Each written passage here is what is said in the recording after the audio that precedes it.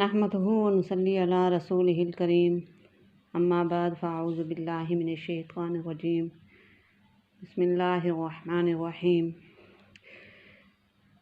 اللہم صلی وسلم وبارک علی سیدنا و نبینا محمد وعلی آلہ وصحبہ اجمعین یا حی یا قیوم برحمتک استغیث رب اشرح لی صدری ویسر لی امری واحلل عقدۃ من لسانی یفقہوا قولی رب یسر ولا تعسر وتمم بالخیر وبک نستعین آمین۔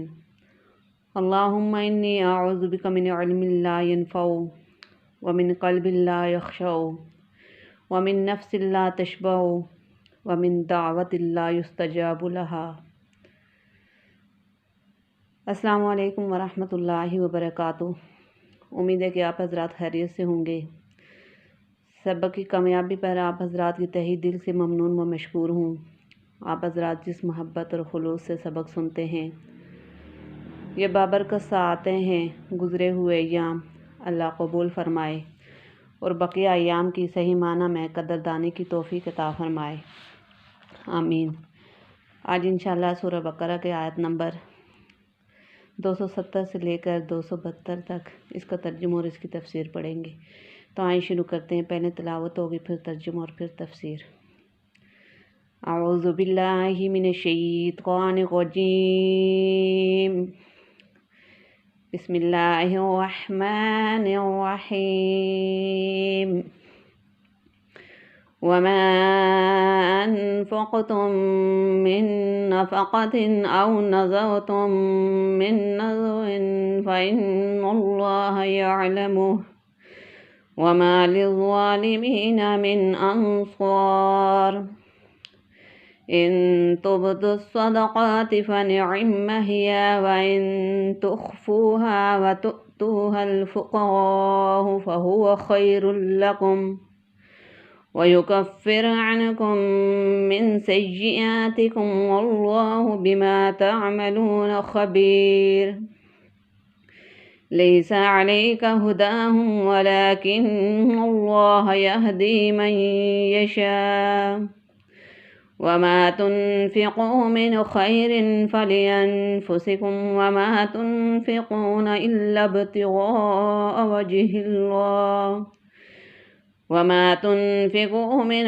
خير يوفى إليكم وأنتم لا تظلمون للفقراء الذين أحصروا في سبيل الله لا يستطيعون ضربا في الأرض يحسبهم الجاهل أغنياء من التعفف تعرفهم بسيماهم لا يسألون الناس إلحافا وما تنفقوا من خير فإن الله به عليم صدق اللہ العظیم۔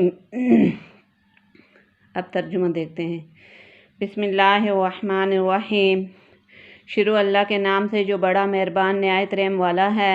وما انفقتم من نفقۃ، اور جو خرچ کرو گے تم خیرات، من نفقۃ یا قبول کرو گے، او نذرتم من نذر کوئی منت تو، فإن اللہ یعلم بے شک اللہ کو سب معلوم ہے، وما للظالمین من انصار اور ظالموں کا کوئی مددگار نہیں ہے۔ ان تبدوا الصدقات اگر ظاہر کر کے دو، صدقات فنعم ہی خیرات تو کیا اچھی بات ہے، وَإِن تُخْفُوهَا اور اگر اس کو چھپاؤ، وَتُؤْتُوهَا الْفُقَرَاءُ اور فقیروں کو پہنچاؤ، فَهُوَ خَيْرٌ لَكُمْ تو وہ بہتر ہے تمہارے حق میں، وَيُكَفِّرْ عَنْكُمْ مِنْ سَيِّئَاتِكُمْ اور دور کرے گا کچھ گناہ تمہارے، وَاللَّهُ بِمَا تَعْمَلُونَ خَبِيرٌ اور اللہ تمہارے کاموں سے خوب خبردار ہے۔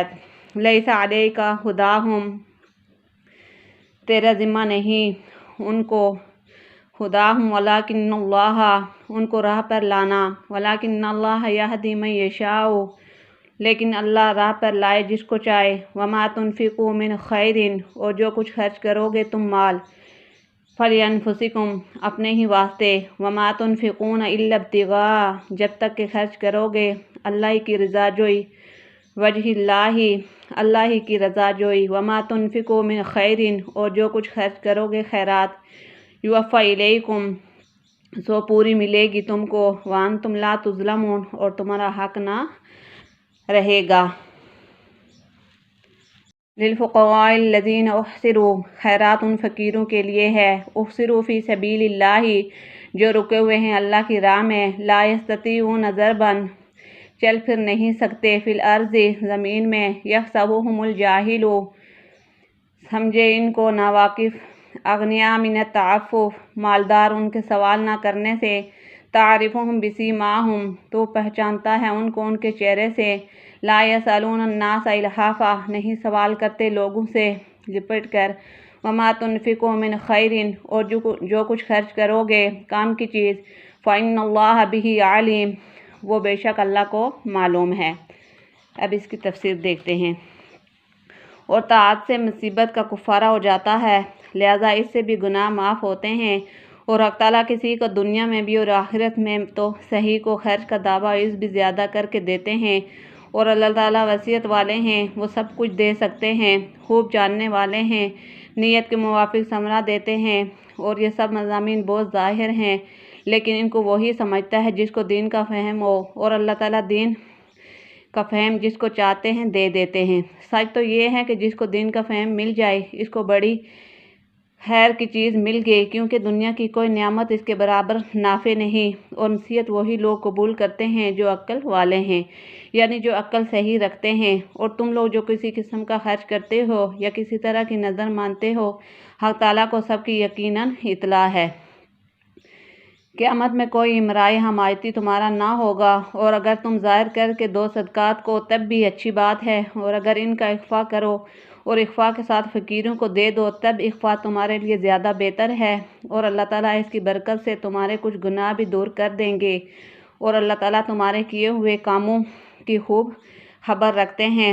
بہت سے صحابہ کفار کو بائیں مصلحت خیرات نہ دیتے تھے، شاید اسی تدبیر سے کچھ لوگ مسلمان ہو جائیں۔ رسول اللہ صلی اللہ علیہ وآلہ وسلم نے یہی رائے دی تھی، اس لیے اس آیات میں دونوں طرح کے خطاب کر کے ارشاد فرماتے ہیں، اے محمد صلی اللہ علیہ وآلہ وسلم، ان کافر کو ہدایت پر لے آنا کچھ آپ کے ذمہ فرض واجب نہیں جس کے لیے اتنی دور دراز اہتمام کیے جائیں، لیکن یہ تو خدا تعالیٰ کا کام ہے، جس کو چاہیں ہدایت پر لے آئیں۔ آپ کا کام صرف ہدایت کا پہنچا دینا ہے، ہوا کو ہدایت پر آئے یا نہ آئے، اور ہدایت کا پہنچا دینا کچھ اس ممانعت پر موقوف نہیں۔ اے مسلمانوں، جو کچھ تم خرچ کرتے ہو اپنے فائدے کی غرض سے کرتے رہو، اس کا فائدے کا بیان یہ ہے کہ تم اور کسی غرض سے خرچ نہیں کرتے، اللہ تعالیٰ کی رضا جوئی کے لیے۔ ثواب کس کے لیے لازم ہے؟ پھر مسلمان فقیر کی تخصیص کیوں کی جائے؟ جو کچھ مال خرچ کر رہے ہو یہ سب، یعنی اس کا عوض اور ثواب پورا تمہیں کو آخرت میں مل جائے گا، اور تمہارے لیے اس میں ذرا کمی نہ کی جائے گی، سو تم کو اپنے عوض سے مطلب رکھنا چاہیے، اور عوض ہر حال میں ملے گا، پھر تم کو اس سے کیا بحث کرنی ہے۔ ہمارا صدقہ مسلمان ہی کو ملے، کافر کو نہ ملے۔ صدقات اصل حق اس حاجت مندوں کا ہے جو مقید ہو گئے ہیں اللہ کی راہ میں، یعنی دین کی خدمت میں۔ اللہ پاک ہم سب کو قرآن پاک صحیح طرح پڑھنے، سیکھنے، سمجھنے اور عمل کرنے کی توفیق عطا فرمائے۔ وآخر دعوانا ان الحمد للہ رب العالمین۔